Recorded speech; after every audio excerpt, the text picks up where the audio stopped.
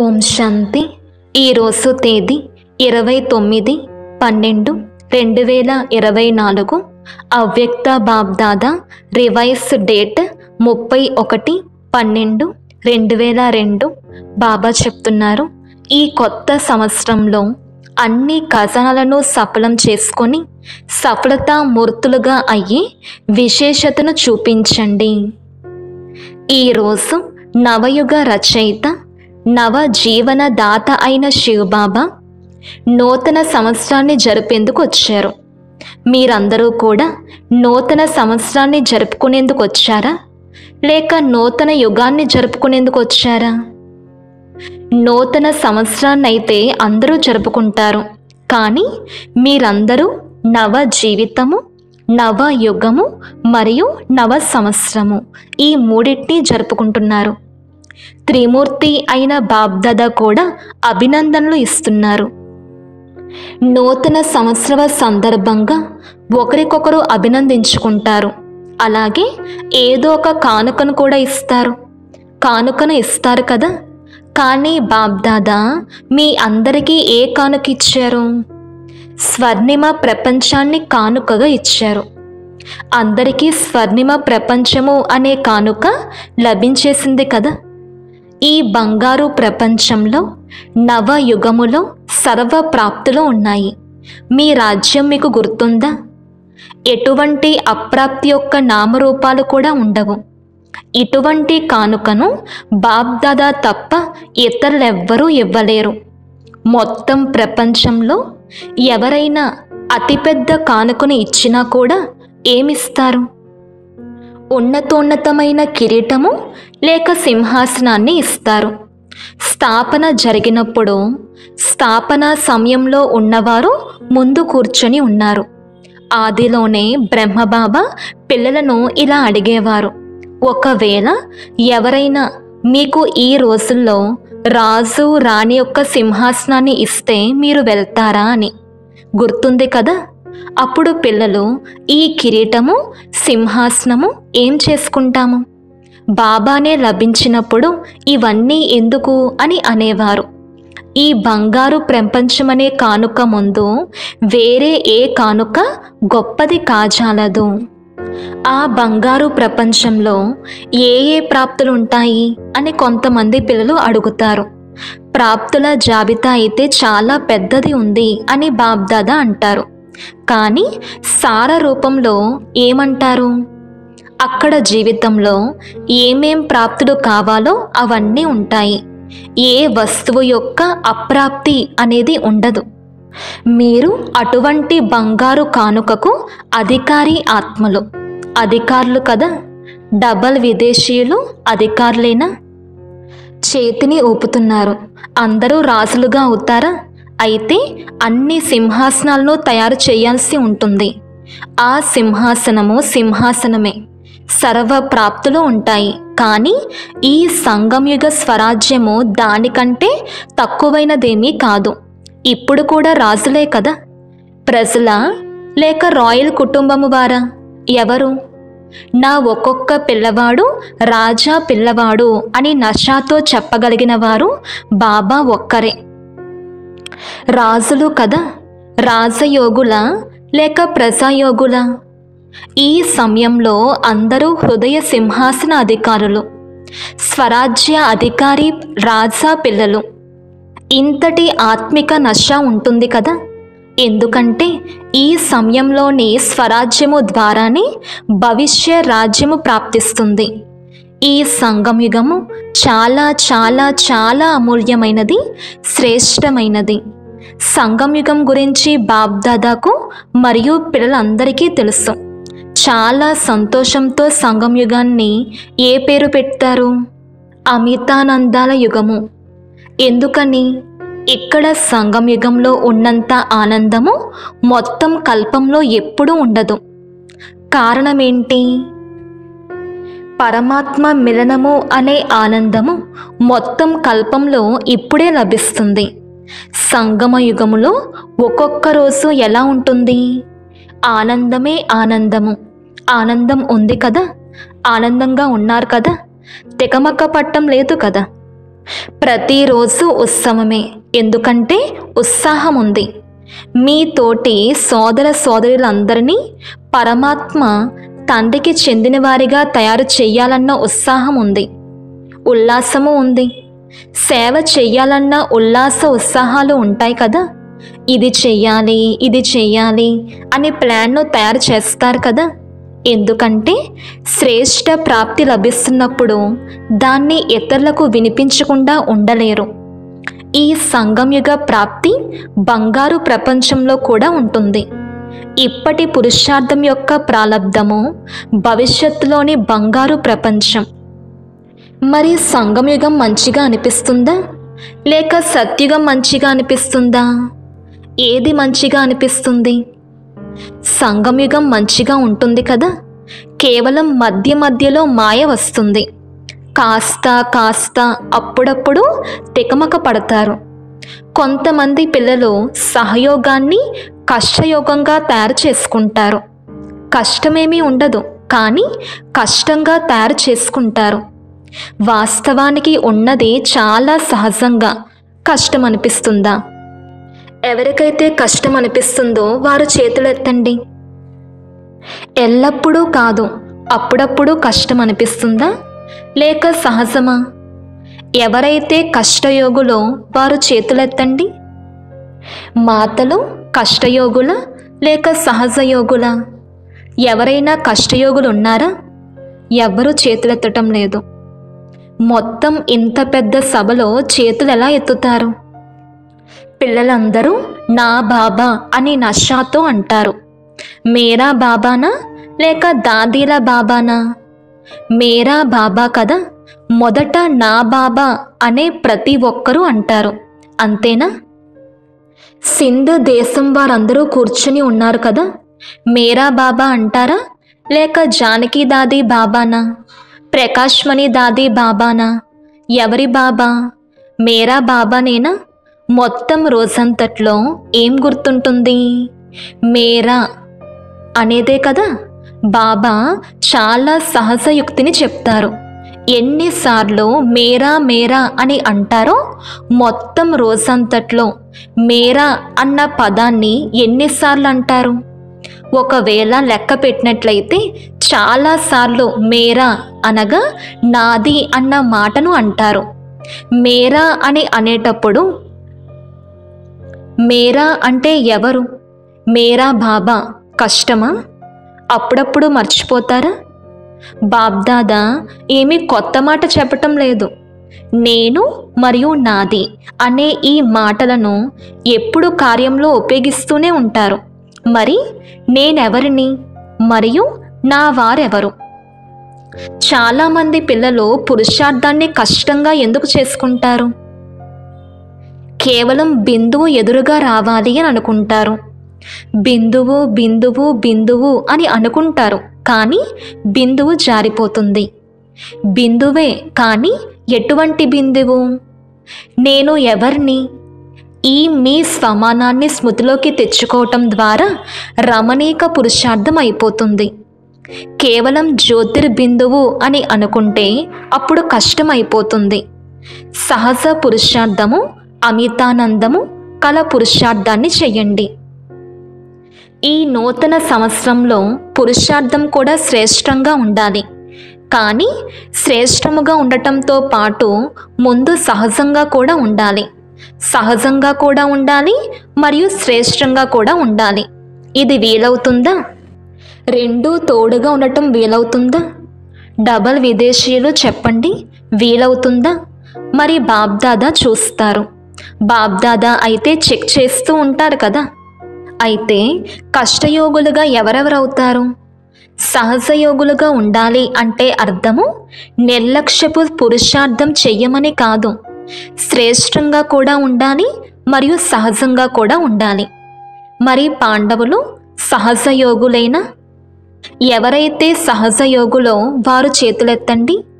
టీవీలో వస్తూ ఉంది. అభినందనలు. ఈ సంవత్సరము ఎవరి ముందుకు ఎటువంటి కష్టము రాదు, ఎందుకంటే సహజయోగులు. నిర్లక్ష్యం కలవారిగా అవ్వవద్దు. సమయం అనుసారంగా ఈ నూతన సంవత్సరంలో అందరూ విశేషంగా ఈ లక్ష్యాన్ని పెట్టుకోవాలి.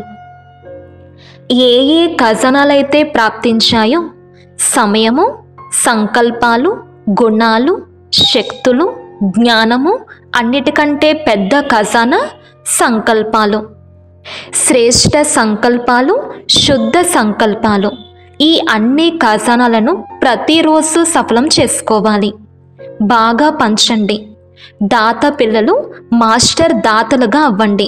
ఎక్కువగా పంచండి. ఎందుకు పంచటము?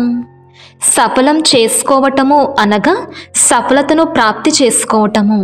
మరి ఈ సంవత్సరం యొక్క ఈ విశేషతను సదా స్థిరంగా ఉంచుకోవాలి. సఫలం చేసుకోవాలి మరియు సఫలత లభించే ఉంది.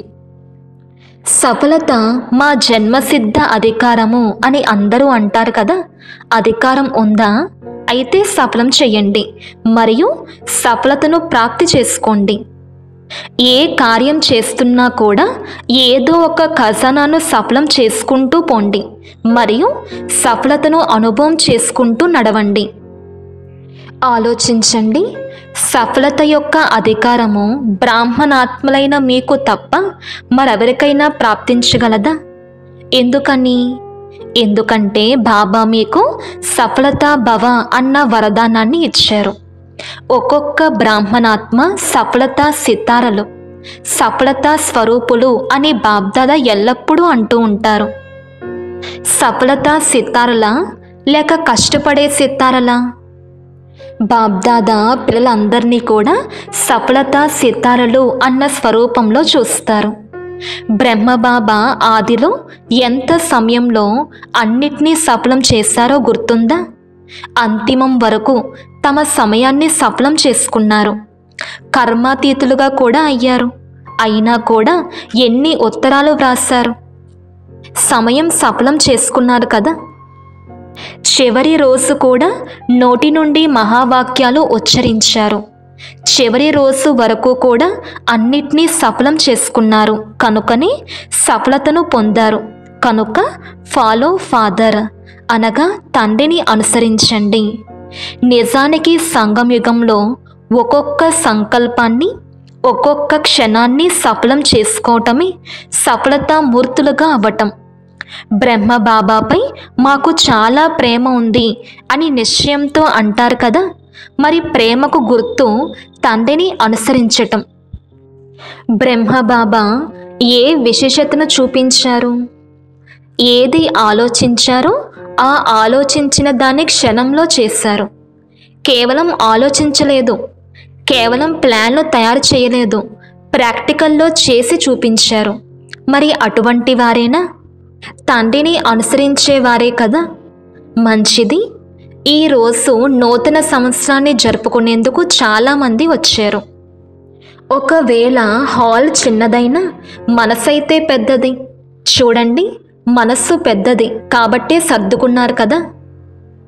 ఈరోజు సభలో 18-19 వేల మంది సోదర సోదరీలు కూర్చొని ఉన్నారు. బయట కూర్చొని ఉన్నవారు కూడా వింటున్నారు కదా. బయట కూర్చొని వినేవారు కనిపించటం లేదు. విదేశంలో అందరికంటే ఎక్కువగా ఆస్ట్రేలియా వారు రాత్రి 12 గంటలకు కూర్చొని వింటారు మరియు 4 గంటలకు అమృతవేళ చేసి లేస్తారు అన్నదాన్ని బాబ్దాదా విన్నారు. మరి బాబ్దాదా కూడా ఈరోజు ఆస్ట్రేలియా వారిని గుర్తు చేసుకున్నారు, వింటున్నారు. ఇక్కడ ఆస్ట్రేలియా వారు ఉంటే చేతులెత్తండి.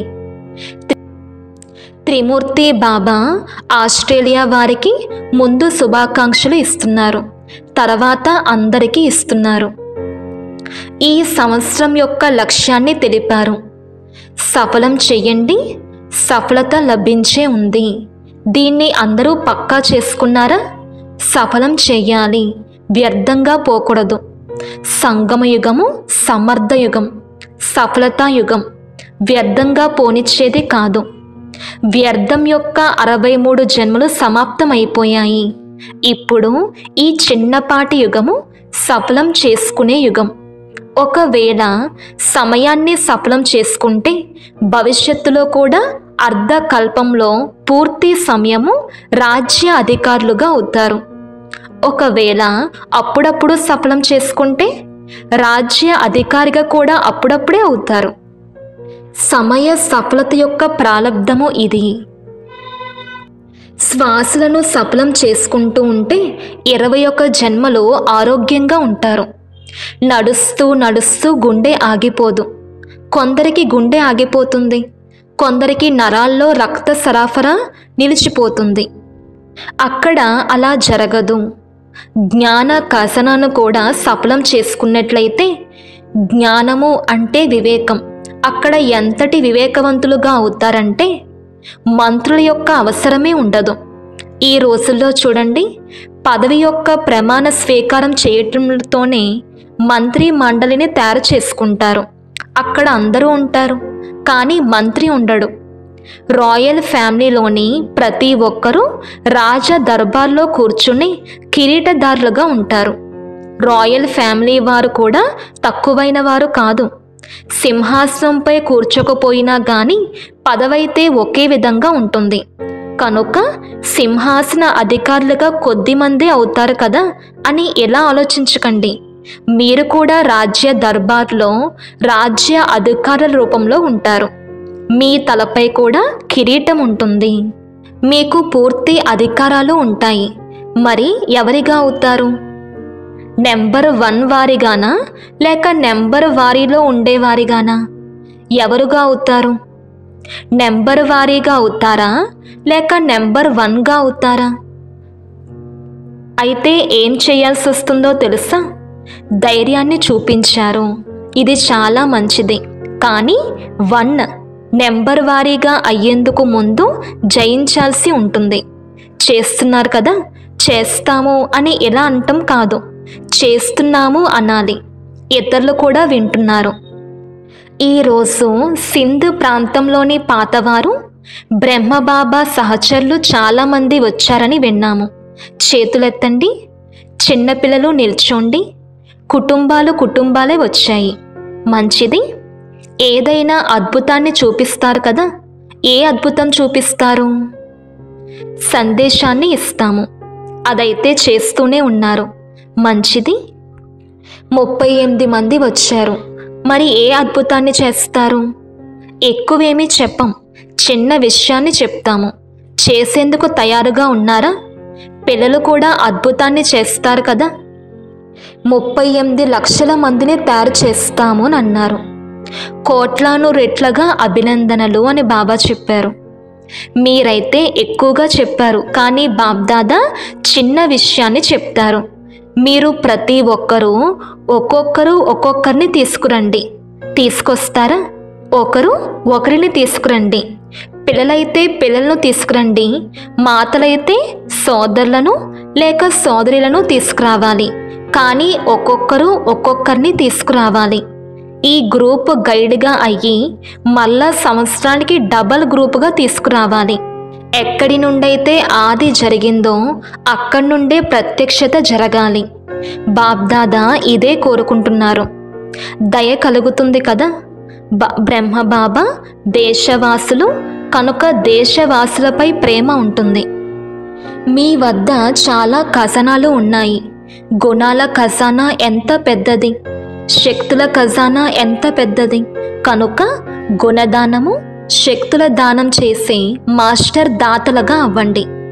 ఎవరు వచ్చినా కానీ, సంబంధంలోకి వచ్చినా, సంపర్కంలోకి వచ్చినా కానీ వారికి ఏదో ఒక గుణాన్ని లేక శక్తిని కానుకగా ఇవ్వాలి. ఎవ్వరూ ఖాళీ చేతులతో వెళ్ళకూడదు. వేరే ఏమీ లేకపోయినా తండ్రి సందేశానికి చెందిన మధురమైన మాటైనా ఇవ్వాలి. ఆ మధురమైన మాటలను కానుకగా ఇవ్వాలి. ప్రపంచంలోని వారు ఏదైనా ఉత్సవం జరిగితే ఒకరికొకరు నోటిని తీపి చేసుకుంటారు. కానీ బాబా ఏమంటారంటే, నోటినైతే తీపి చేయాల్సిందే, కానీ మీ మధురమైన ముఖాన్ని కూడా చూపించాలి. కేవలం నోటిని తీపి చేయటం కాదు, ముఖాన్ని కూడా మధురంగా చేసుకోవాలి. అంత మధురత జమ అయ్యింది కదా. పంచుతూ ఉన్నా కూడా నిండుగా ఉండాలి. ఈ ఖజానాలను ఎంతగా పంచుతూ ఉంటే అంతగా పెరుగుతాయి, తక్కువ అవ్వవు. ఈ సంవత్సరంలో దీన్ని నోట్ చేసుకోండి. ఎవరు వచ్చినా కానీ వారికి ఏమైనా ఇచ్చారా? ఒకవేళ వినేవారు కానట్లయితే మధురమైన శక్తిశాలి దృష్టిని ఇవ్వాలి. కానీ ఇవ్వటమైతే తప్పనిసరి, ఖాళీగా పోకూడదు. ఇదైతే సహజము కదా, లేక కష్టమా? మంచిది. ఒక్క క్షణంలో మనస్సు యొక్క డ్రిల్ గుర్తుందా? ప్రతి ఒక్కరూ మొత్తం రోజంతట్లో ఎన్నిసార్లు ఈ డ్రిల్ చేస్తారు అన్నదాన్ని నోట్ చేసుకోండి. ఈ మనస్సు యొక్క డ్రిల్ను ఎన్నిసార్లు చేస్తే అంతగానే సహజ యోగులుగా, సరళ యోగులుగా అవుతారు. ఒకవైపు మనసా సేవ, మరొక వైపు మనస్సు యొక్క ఎక్సర్సైజ్. ఇప్పుడిప్పుడే నిరాకారులు, ఇప్పుడిప్పుడే ఫరిస్తాలు. బాబ్దాదా ఫరిస్తాలైన మిమ్మల్ని ఆహ్వానిస్తున్నారు. ఫరిస్తాలుగా అయ్యి బ్రహ్మబాబాతో పాటు మీ ఇంటికి నిరాకార రూపంలో వెళ్ళాలి. మళ్ళీ తర్వాత దేవతగా అవ్వాలి. మంచిది. నలువైపుల నుండి కార్డుల రూపంలో, ఉత్తరాల రూపంలో చాలా ప్రియస్మృతులు బాబ్దాదా వద్దకు చేరుకున్నాయి. పిల్లలు ప్రతి ఒక్కరూ నా స్మృతిని బాబాకు ఇవ్వండి అనే కోరుకుంటున్నారు అన్నది బాబ్దాదాకు తెలుసు. అన్నీ లభించాయి. ప్రియస్మృతులను ఇచ్చే చాలా గారాల ముద్దు పిల్లలు బాబ్దాదా ఎదురుగా ఉన్నారు. కనుక బాబ్దాదా పిల్లలు ప్రతి ఒక్కరూ తమ తమ పేరు సహితంగా అభినందనలు స్వీకరించండి మరియు మనస్పూర్వకమైన ఆశీర్వాదాలను కూడా స్వీకరించండి అని అంటారు. మీ అందరికీ కూడా నవ జీవితము, నవయుగము మరియు నూతన సంవత్సరముకు గాను చాలా కోటాను కోట్ల రెట్లుగా అభినందనలు మరియు మనస్పూర్వకమైన ఆశీర్వాదాలు, ప్రియస్మృతులు మరియు నమస్తే. బాబ్దాదా పిల్లలందరికీ కూడా నూతన సంవత్సర శుభాకాంక్షలు తెలిపారు. నలువైపులా కల చాలా మధురమైన, చాలా ప్రియమైన పిల్లలకు కోటాను రెట్లుగా నూతన సంవత్సర శుభాకాంక్షలు. గడిచిపోయిన ఈ క్షణము వీడ్కోలు మరియు శుభాకాంక్షల క్షణము. ఒకవైపు వీడ్కోలు ఇవ్వాలి. స్వయం సంపన్నంగా అవ్వటంలో లోటు ఏదైతే అనుభవం చేస్తారో దానికి వీడ్కోలు. సదాకాలం కొరకు వీడ్కోలు ఇవ్వాలి మరియు ముందుకు ఎగిరేందుకు అభినందనలు, అభినందనలు, అభినందనలు. మంచిది. ఓం శాంతి. ఈరోజు వరదానము: స్మృతిని అనుభవపు స్థితిలో స్థిరం చేసి నెంబర్ 1 విశేష ఆత్మభవ. వివరణ: మేము విశేష ఆత్మలుగా నెంబర్ 1గా అవ్వాలి అని బ్రాహ్మణ ఆత్మలందరిలో సంకల్పం ఉంటుంది. కానీ సంకల్పము మరియు కర్మల తేడాను సమాప్తం చేసేందుకు స్మృతిని అనుభవంలోకి తీసుకురావాలి. ఏ విధంగా వినటము, తెలుసుకోవటము గుర్తుంటాయో అలాగే స్వయమును ఆ అనుభవపు స్థితిలోకి తీసుకురావాలి. దీని కొరకు స్వయం మరియు సమయపు మహత్వాన్ని తెలుసుకొని మనస్సును మరియు బుద్ధిని ఏదో ఒక అనుభవపు సీటుపై సెట్ చేసుకున్నట్లయితే నెంబర్ 1 విశేష ఆత్మగా అయిపోతారు. ఈరోజు స్లోగన్: చెడు యొక్క ఈర్ష్యను వదిలి మంచితనంలో పోటీ పడండి. ఓం శాంతి.